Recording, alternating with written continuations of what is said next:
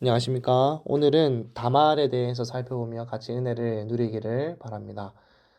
성경 기자는 다말이라고 하는 한 여인에 대한 이야기를 들려주기 위해서 창세기 38장 한 장을 특별히 할애합니다.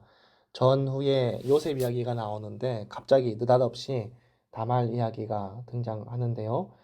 왜 이렇게 특별하게 이 한 장을 할애해서 다말 이야기를 하려고 했을까요? 다말은 잘 아시는 것처럼 유다의 며느리가 되었던 인물입니다.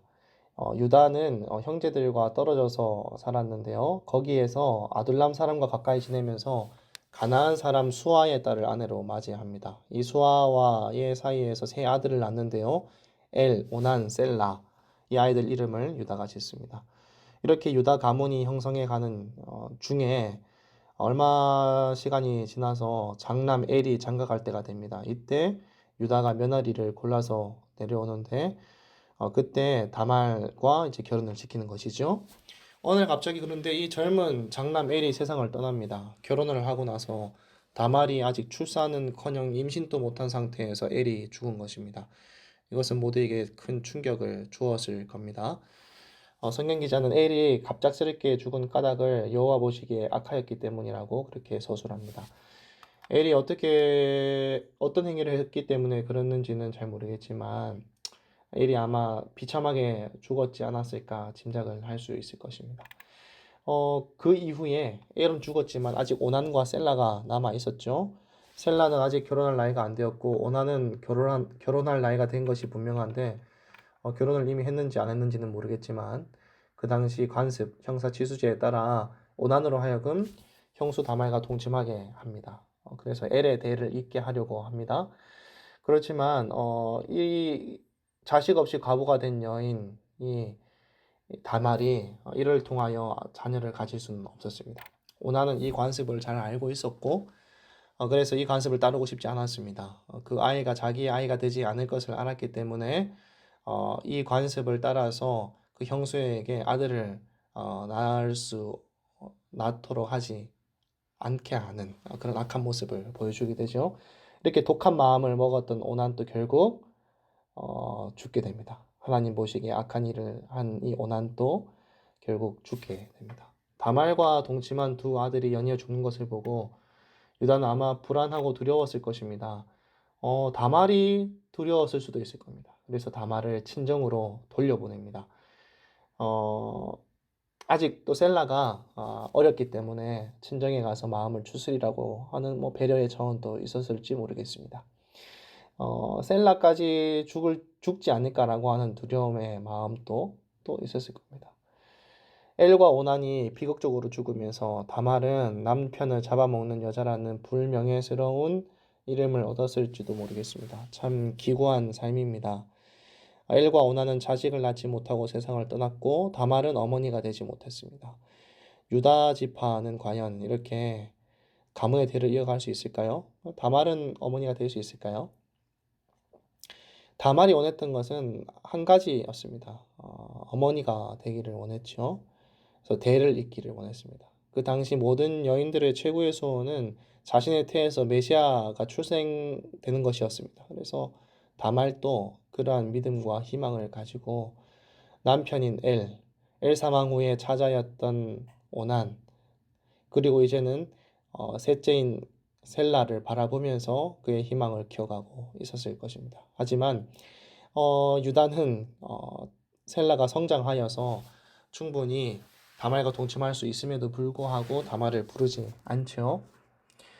그렇지만 다말은 어머니가 되는 것을 포기하지 않습니다. 성경 기자도 다말을 포기하지 않습니다. 어, 이때 엘과 오난 셀라의 어머니였던 수아의 딸로 알려져 있던 그 세 아들의 어머니 그가 죽었다는 소식이 창세기 38장 12절에 등장을 합니다. 이 장례 기간이 마치고 유다는 친구와 함께 양털을 깎으러 딥나에 갑니다. 이 소식을 들은 다말이 친정으로 돌아간 다음에 시아버지로부터 연락이 오기를 기다리고 있었습니다. 그런데 아무런 연락이 오지 않았습니다. 시어머니가 세상을 떠났는데도 연락을 하지 않은 것으로 보면 다말을 아예 부르지 않으려고 했었던 유다의 모습이 그려집니다. 유다의 며느리인데도 시어머니의 장례식에 부르지 않은 거죠. 다말은 사태를 파악하고 나름대로 판단을 했습니다. 기회를 엿보고 유다가 딥나로 올라갔다는 소식을 듣고 거기에서 어떻게 해야 할지에 대해서 미리 다 계획을 짭니다. 과부의 의복을 벗고 그 당시에 음, 유다가 지나갈 에나임 문에 가서 앉아 있습니다. 그가 창기로 여겼던 어떤 복장을 하고 그 자리에 앉아 있게 되고 유다와 더불어 동침하게 된 이후에 그가 유다에게 그 동침한 표를 전달을 합니다.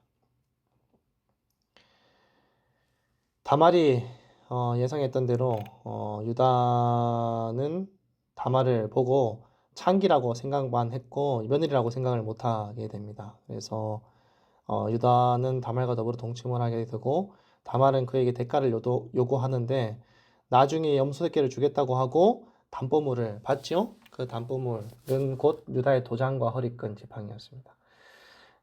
이런 점에서 보면 다말이 매우 치밀하고 적극적으로 이 일을 계획했다는 사실을 살펴보게 됩니다. 그 이후에 다말이 임신을 합니다. 과거의 옷을 다시 갈아입게 되고요. 그 이후에 그가 이제 임신했다는 소식이 그 시아버지인 유다에게 전달되게 됩니다. 그리고 이 시아버지는 다말이 임신했다는 소식을 듣고는 다말이 행음하였기 때문에 그를 불사르고 죽여야 된다라고 그렇게 이야기를 합니다. 그때 화형을 당하기 전에 끌려 나온 다말은 사람을 보내서 유다의 도장과 허리끈과 지팡이를 유다에게 보내줍니다. 그리고 이 모든 것을 파악한 유다는 그는 나보다 옳도다. 내가 그를 내 아들 셀라에게 주지 아니하였음이로다. 라고 그렇게 말을 하며 모든 사건은 일단락되게 됩니다. 성경 기자는 이렇게 다말이 출산하는 모든 장면까지를 잘 기록을 하고 있죠. 어머니가 되는 권리를 행사하기 위해 고군분투했었던 믿음의 여인 다말.